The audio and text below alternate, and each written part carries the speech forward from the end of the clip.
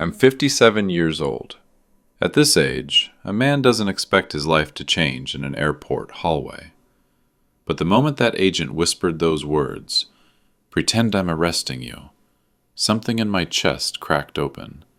Fear, old and familiar, crawled up my spine. He tightened his grip on my shoulder, just enough to guide me, not enough to alarm the crowd. "Walk like you've done this before," he murmured. I swallowed hard. "I haven't," I whispered. He didn't smile. "Let's hope you're a fast learner." We moved past Gate 32. Passengers sipped coffee, checked phones, argued with toddlers. Normal life. Normal noise. Just not for me. I tried to glance behind. The agent squeezed my arm sharply. "Don't look," he said under his breath. "They notice sudden movements." My skin chilled. Who notices? Who are they? And why would anyone notice a 57-year-old man with aching knees and a suitcase containing nothing more dangerous than folded shirts? He pushed open a staff door. A hallway swallowed us. Quiet, humming, fluorescent. Only when the door shut behind us did he release my arm. "All right," he said. "We need to talk." "I think you owe me more than talk," I snapped. "My flight landed 20 minutes ago. I haven't even collected my bag." He studied me closely, his jaw tight, eyes sharp but tired. "What's your name?" he asked. "Robert Hale." He blinked. "Not according to the alert we just received." A cold weight settled in my gut. "That's my name," I insisted. He pulled out a tablet. With a few swipes, he turned it toward me. There, under my passport photo, the same photo I submitted 2 years ago while renewing, was a different name completely. Michael Arden. My throat went dry. "That's not me," I said. "I don't know who that is." He exhaled sharply, rubbing his forehead. "That's what I feared. We need to move fast." "Why?" My voice cracked. "What's happening?" He glanced toward the hallway door, as if expecting someone to burst through. "Your arrival triggered a silent alert," he said. "External, not ours." "External?" I stared at him. "A foreign agency?" He shook his head slowly. "Worse." That single word hollowed out my stomach. "I've worked in intelligence for 27 years, Mr. Hale," he continued. "When an alert bypasses our system and hits directly through a shadow channel, it means one thing." "What?" I whispered. "Someone wants you before we can question you." I felt myself swaying. I reached for the wall to steady my balance. "There's been a mistake," I said, trying to keep my voice steady. "You've confused me with someone else." He stepped closer. "No. They confused your entire identity." I stared at him helplessly. "My wife dropped me off this morning," I said. "Lucy. We've been married 33 years. I'm a retired electrician. I've lived in the same house in Tampa since 1998. Why would anyone—" "Because," he cut in, "someone deleted your early life records." I froze. "What records?" He tapped his tablet again, scrolling quickly. "Your birth certificate appears in the database for the first time in 1988, he said. "That's 30 years missing, Mr. Hale." My blood turned to ice. "I was born in 1966, I managed. "My mother, what's her name?" "Eileen." "What hospital were you born in?" I hesitated. I think St. Paul's." He shook his head. "You don't sound confident." "I haven't thought about my birth hospital in decades." "That's the point. Someone didn't want you to." He pulled a chair from the corner. "Sit," he ordered. "You're shaking." I sat slowly, hands trembling. The agent lowered his voice. "Your name flag didn't come from a criminal database," he said. "It came from a private network, the kind used by groups that silence people." My breath hitched. What kind of groups? You don't want to know. He leaned back, watching me. But I can tell you this, he continued. The men following you weren't looking to talk. A chill rushed through me. Following me? I croaked. Yes, 3 of them. 1 near baggage claim, 2 near the cafe. They looked directly at you when you scanned your passport. I felt my body go numb. He continued. They didn't look surprised. They looked prepared. Prepared. For me. A man with high blood pressure, 2 grandkids, and a weak back. I shook my head violently. This is insane. My life is boring, completely ordinary. Ordinary lives don't get shadow alerts, he said calmly. I tried to breathe, but the air felt thin as paper. I just want to go home, I whispered. He crouched down so our eyes were level. You will, he said gently, but right now, you need to trust me. I closed my eyes. Trust a stranger? A man who arrested me to protect me? A man who says I might not even be who I think I am? He stood, pacing the room. Do you remember anything, he asked, from before age 11? What? I frowned. Of course I do. Tell me. I opened my mouth, then paused. Images flickered, vague, blurry, like fog behind glass. I remember, I struggled. Trees? A house? Maybe brown siding? A woman singing, I think? I don't know. Anything else? I tried harder. A flash of water, cold, running, fingers slipping from mine, a scream swallowed by wind. My heart lurched. I'm not sure, I whispered. He nodded slowly. I suspected memory suppression. My head snapped up. Memory what? Suppression. Someone didn't erase your past. They buried it. The room felt colder suddenly. Why would anyone hide my childhood? I asked. He locked eyes with me. That's what we're going to find out. A buzz sounded on his radio. A female voice crackled through. Grant, they're inside staff corridors, 2 minutes out. He stiffened. Damn it, he whispered. Who's inside? I asked. He didn't answer. Instead, he grabbed my arm again. Move, Mr. Hale, he said urgently. We're out of time. Agent Grant didn't wait for my legs to catch up with my fear. He yanked the door open, scanning both directions of the hallway like a man who'd memorized every escape route in the building. Stay behind me, he whispered. If they see your face, we're done. My throat tightened. Who exactly is coming? I asked. He didn't answer. He didn't need to. The way his eyes flattened, the way his jaw locked, he was preparing for something he hoped he wouldn't have to face. We moved fast, but not frantic. He kept checking corners, listening for footsteps. The airport felt different now, hostile, hollow, like the walls were listening. He stopped suddenly, holding up a hand. Don't breathe, he whispered. I froze. Voices drifted from around the bend, low, steady, professional, not panicked, not lost. They knew exactly where they were going. Agent Grant leaned toward me. 3 men, he murmured. Same footsteps from earlier. Spread formation. They're communicating without speaking. How do you know? I've tracked men like this my entire career. He grabbed my elbow and pulled me through an unmarked steel door. The hinges groaned faintly. Quiet, he warned. Inside was a utility stairwell. Concrete walls, exposed pipes, a lone bulb flickering overhead. He closed the door gently and pressed his ear to the metal. Silence. They're searching corridor by corridor, he whispered. We need to get to the south wing before they lock it down.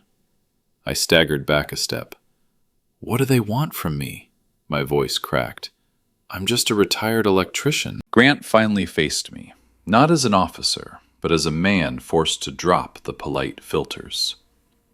Robert, Someone hid your early life for a reason. Someone powerful. And those people do not want you to remember who you were before your records started. My records didn't start, I argued weakly. I have memories. I grew up in Florida. Your earliest verified footprint, he corrected, is a school enrollment document from 1977. That's when I was 11. Exactly. A storm churned in my gut. He pulled a small device from his pocket, a matte black box with a thin antenna. What's that? I asked. A frequency scrambler. It hides our location for a few minutes. From who? Everyone. He activated it. The device buzzed softly, then glowed faint blue. Let's move. We descended the stairwell. Each step echoed like a warning. At the bottom, Grant pushed through another door, and suddenly we were in a different part of the airport, a corridor lined with storage rooms. He checked room numbers until he found one marked S19. He swiped his badge. The lock clicked. Inside was a small security office, unused, dim, dusty monitors flickering with static. Sit, he said, pointing to a chair. I thought we needed to run, I said. We do, he replied, but first, you need to see something. You won't believe me unless you see it. He opened a drawer and pulled out a sealed envelope. It had a government seal stamped across the front. He held it up to the light. Your passport file. I frowned. What about it? Look, he said, peeling the flap. Inside were 2 sheets of paper, official, creased, typed. He placed one in front of me. The first line made my stomach lurch. Identity override. Subject name changed from Michael Arden to Robert Hale. Date, January 3rd, 1988. Authorized by redacted. My chest tightened. I've never seen this, I whispered. No one was supposed to, Grant said. This override is classified at a level used for witness relocations, political defectors, and what? He hesitated. Children pulled out of situations considered too dangerous to leave traceable records. I stared at him, the words shaking inside me. Are you saying I was protected? I'm saying somebody erased you from one world and built you a new one. I leaned back, dizzy. He placed the second sheet on the table.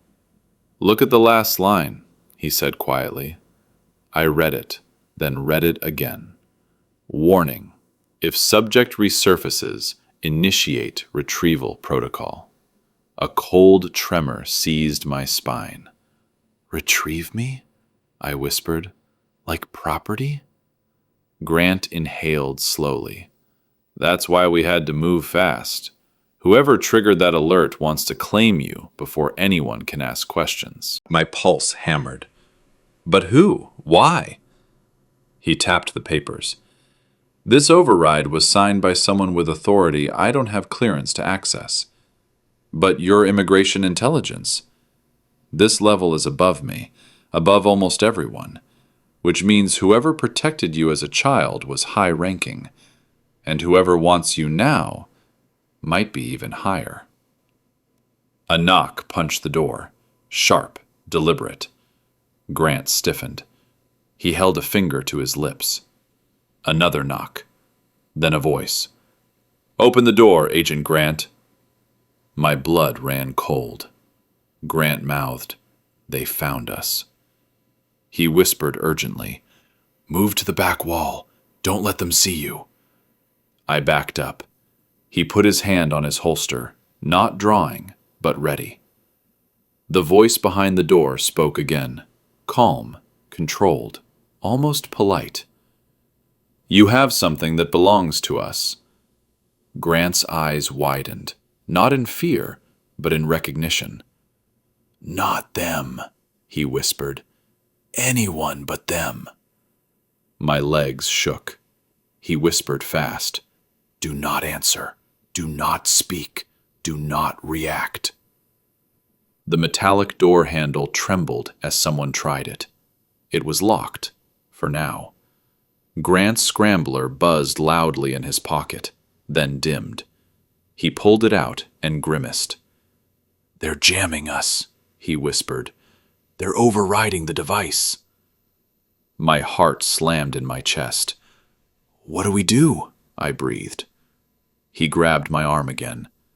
"We take the north stairwell. Now." He opened the emergency exit door. Alarms didn't go off. The system was disabled. "They shut off alarms," he said. "Means they're in the network." We hurried up a narrow stairwell filled with echoing footsteps, ours and someone else's. Grant stopped suddenly. "Listen." I held my breath. There, faint but unmistakable, were footsteps above us. "They're ahead of us," I whispered. He nodded. "And behind us." I nearly collapsed. "We're trapped," I said. Grant looked me dead in the eyes. "No," he whispered. "We go sideways." He shoved open a maintenance panel on the wall, revealing a dark shaft filled with cables. "You want me to climb through that?" I asked. "You want to stay and find out what they want?" he asked back. Without waiting for my answer, he climbed inside. "Hurry, Robert," he said, reaching back for my hand. "Trust me, just a little longer." I followed him into the darkness. The echo of boots thundered toward the stairwell door. We crawled fast, metal scraping under our palms. Then, from the other end of the shaft, a light flickered. A figure crouched in the darkness. Not Grant, not me. A woman's silhouette. She whispered, "Michael, I've been looking for you for 46 years. And before I could speak, Grant hissed, "Don't listen to her." The woman's whisper echoed through the metal shaft, soft enough to sound gentle, sharp enough to slice straight through my ribs. "Michael, come here." My breath stopped. Nobody had called me that name since the document Grant showed me. Nobody should even know it existed. Grant blocked my path, one arm stretched across the narrow space. "Don't move," he warned. "She's not who you think." I swallowed. "I don't think she's anyone," I whispered back. "I don't know her." The woman crawled closer, a thin flashlight glowing under her chin. Her face finally emerged into the beam, lined, pale, tired, older than me, but familiar in a way I couldn't place. She lifted a trembling hand. "I've waited decades to find you," she said. "They told me you drowned. They told me you were gone. But I knew. I knew they took you." My bones turned to ice. Grant leaned toward my ear. "She's manipulating you. Don't fall for it." But something in her eyes, the grief, the certainty, cracked open a sealed door in my mind. A memory flared like lightning. Cold river water, a woman screaming my name. Not Robert, not Hale. Michael. Her hand slipping from mine. My breath hitched. "Who are you?" I whispered. Her voice broke. "I'm your sister." The shaft vibrated with footsteps. The men were close, metal clanking under their weight. Grant swore under his breath. "Move," he commanded. "She's part of them." "No," the woman pleaded, tears streaking through grime. "I'm trying to save you. I'm the reason you're alive." I stared between them. Grant's hand on my arm, firm, protective. Her hand stretched toward me, trembling, desperate. Then the stairwell door exploded open below, boots pounding up the steps. The woman whispered, "Michael, choose." And Act 3 ends exactly as the danger peaks.